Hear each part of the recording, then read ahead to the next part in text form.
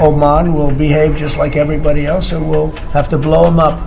They understand that. They'll be fine. बहुत जल्द Iran का काम खत्म कर दूंगा। ओमान अगर अकड़ दिखाएगा तो उड़ा दूंगा। जब ट्रंप की धमकी से काम नहीं बना तो अमेरिका ने धमाके शुरू कर दिए। धमाके भी विनाशकारी, मिसाइलों के, बमों के, किलर ड्रोन के, सुपर पावर के हथियारों से जब हमला होता है तो ऐसे दृश्य दिखते हैं। हर तरफ आग, हर तरफ बारूद, हर तरफ खौफ।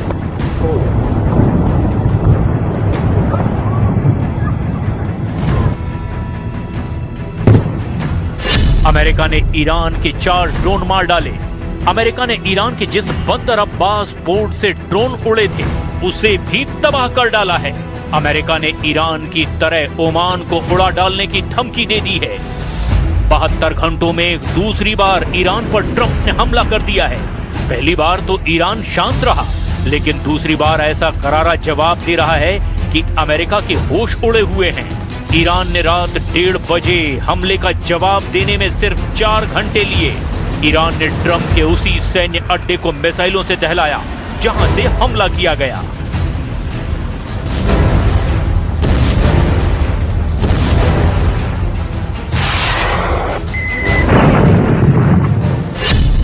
कुवैत में अमेरिका का अली अल सलेम सैन्य अड्डा।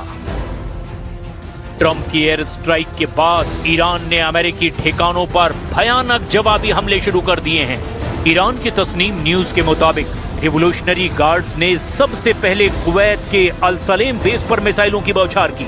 ईरान ने जवाबी हमला करने के बाद धमकी दी कि अगर अमेरिका युद्ध भड़काएगा तो खाड़ी में उसके किसी भी सैन्य अड्डे को सलामत नहीं रहने देंगे। रिवोल्यूशनरी लड़ाकों ने अल सलेम बेस पर हमलों का बारूदी ट्रेलर रिलीज किया है।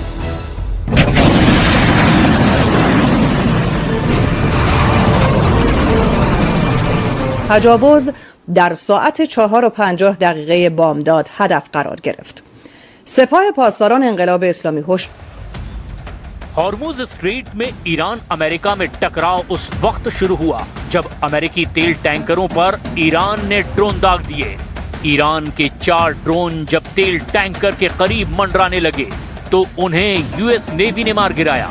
इसके बाद कुवैत के अल सलेम बेस से अमेरिकी जंगी जेटों ने उड़ान भरनी शुरू कर दी। अल सलेम बेस से उड़े जंगी जेटों ने ईरान के बंदर अब्बास पोर्ट सिटी में बमबारी की।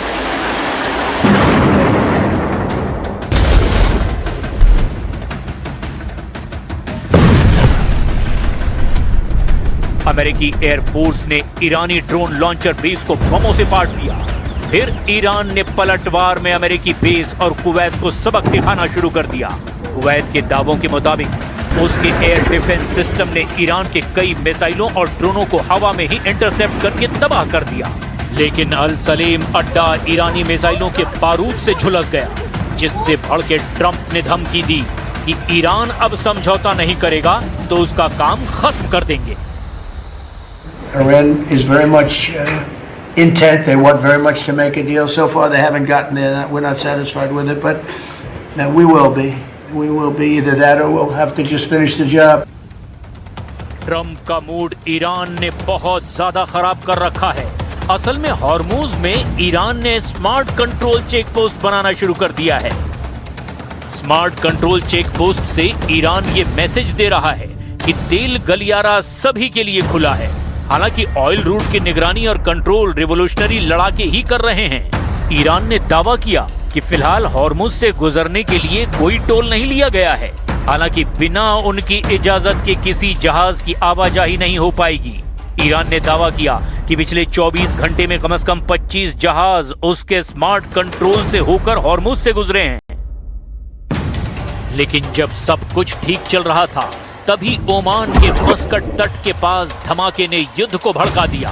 ओमान के मस्कट से 111 किलोमीटर दूर एक तेल टैंकर में जबरदस्त विस्फोट हुआ। इसके कुछ ही देर बाद अमेरिकी तेल जहाज पर ड्रोन हमले का अलर्ट मिला। फिर हालात बिगड़ते चले गए। अब ईरान के टारगेट पर अमेरिका, इजराइल और कुवैत हैं। तो फिर अमेरिका ने ईरान के साथ ओमान को भी उड़ा डालने की धमकी दे दी है।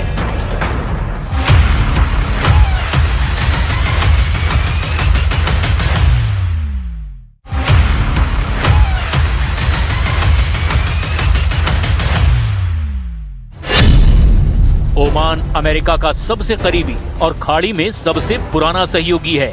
ओमान ने ही अमेरिका और ईरान के बीच पीस डील में मध्यस्थता की भूमिका निभाई है। लेकिन हॉर्मूज पर ईरान ओमान के बीच में बढ़ी नजदीकियों ने अब ट्रंप का माथा गर्म कर दिया है।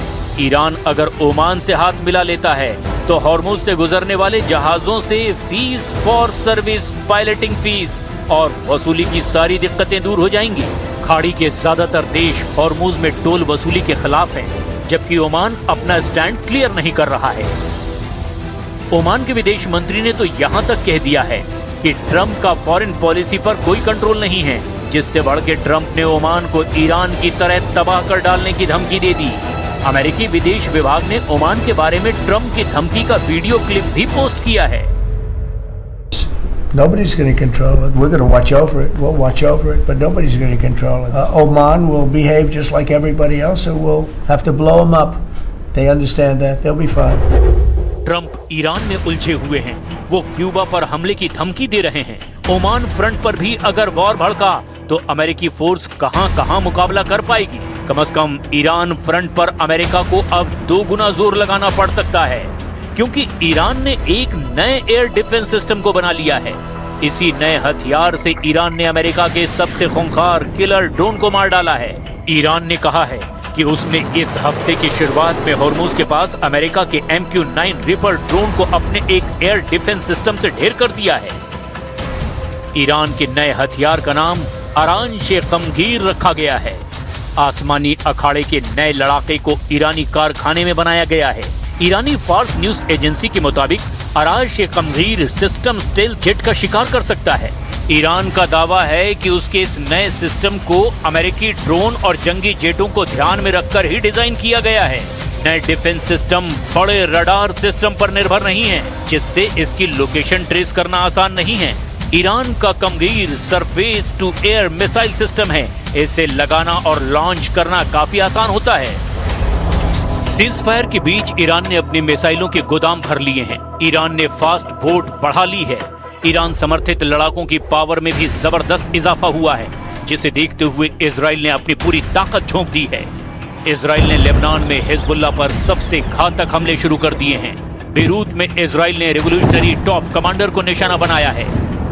लेबनानी मीडिया रिपोर्ट के मुताबिक इजरायली हवाई हमले ने बेरूत के शुएफेट अल अमरूसिया में एक अपार्टमेंट को ढहा दिया है। इजरायली हवाई हमले का निशाना अली अल हुसैनी थे, जो IRGC QF की इमाम हुसैन डिवीजन मिसाइल यूनिट के कमांडर थे।